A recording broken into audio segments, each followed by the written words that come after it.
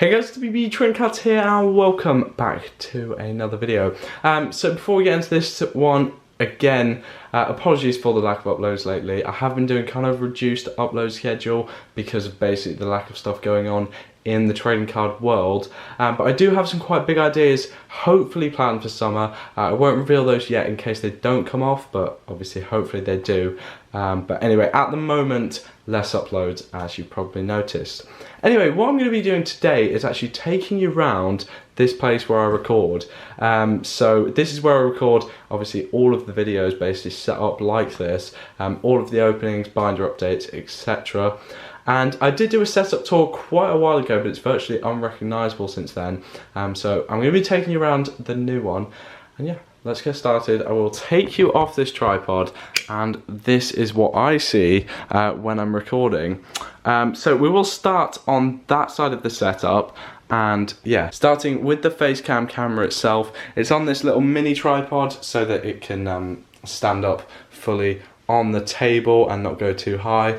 And yeah, this is a Sony Handycam HDR CX450 9.2 megapixel camera. It's not great, it's definitely not as good as the camera that I'm filming on at the moment, but obviously it does do the job for the face cam. It's only a little icon thing in the bottom left in my videos, so it doesn't need to be too great, but it does have this flip out screen, and then if we turn it on, I can see what it can see when I'm recording, so that flip screen is really helpful.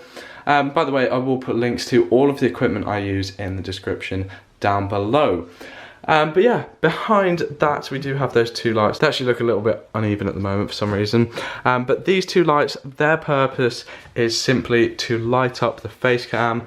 I just sit in that seat there, and so them shining up kind of reflects off the ceiling, and yeah, just adds a little bit more lighting to the face cam to hopefully improve the quality. And one thing you will notice if you did watch my last setup video is that I have actually moved from my bedroom to this new room, which is in my basement, as you can see out there. It's still another bedroom, but yeah. I moved the setup basically because when I introduced the face cam onto the videos, as you can see, it took up a lot more space. And it got a bit out of hand when I first started doing it in my bedroom, just the amount of space it was taking up.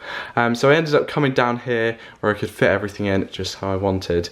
And I will try and pull up an old image of the old setup now, so you can see what it used to look like before, and it has changed an awful lot.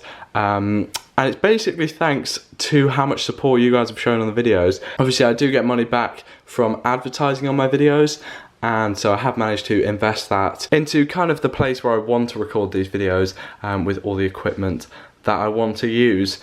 So the last thing on this face cam side, so we've got the two lights, the camera, and this is all wired up. If the camera needs charging, there's this wire here for it, and the lights are hooked up to this extension cable going into there.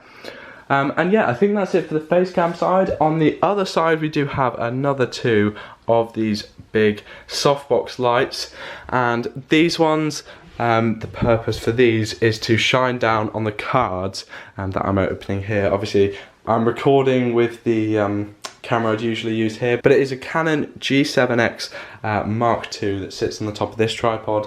And yeah, that is a better camera than that one.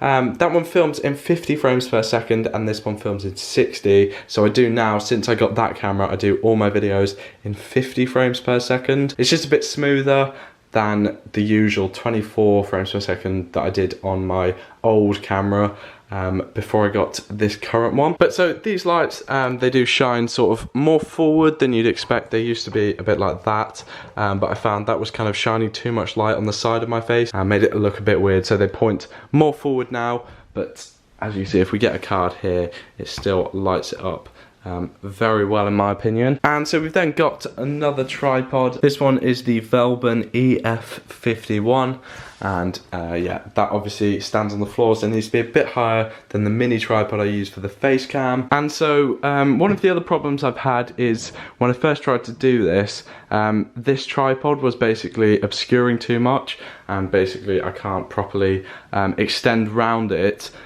So what I've had to do is turn the tripod the other way around and bend it down.